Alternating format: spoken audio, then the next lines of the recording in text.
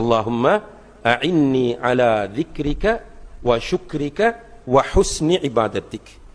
யா அல்லாஹ், உன்னை திக்ர் செய்வதற்கும் உனக்கு நன்றி செலுத்துவதற்கும் உன்னை நல்ல முறையில் வணங்குவதற்கும் எனக்கு உதவி செய்வாயா.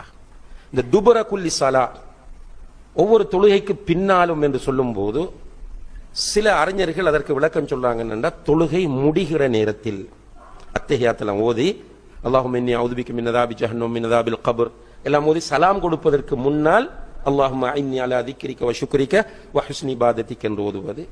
இன்னும் சில அறிஞர்கள் சொல்றாங்க, சலாம் கொடுத்ததுக்கு பிறகு அஸ்தக்ஃபிருல்லாஹ் அல்லாஹும்ம அன்தஸ் ஸலாம் என்று ஓதிக்கொண்டு வரும்போது அல்லாஹும்ம அஇன்னி அலா திக்ரிக வ ஷுக்ரிக வ ஹுஸ்னி இபாதத்திக் என்று ஓதுவது என்று சொல்கிறார்கள். எந்த நிலையிலாவது ஓதிக்கொள்ளுங்கள். சலாம் கொடுப்பதற்கு முதல் என்றாலும் பரவாயில்லை, சலாம் கொடுத்த பிறகு என்றாலும் பிரச்சனை இல்லை.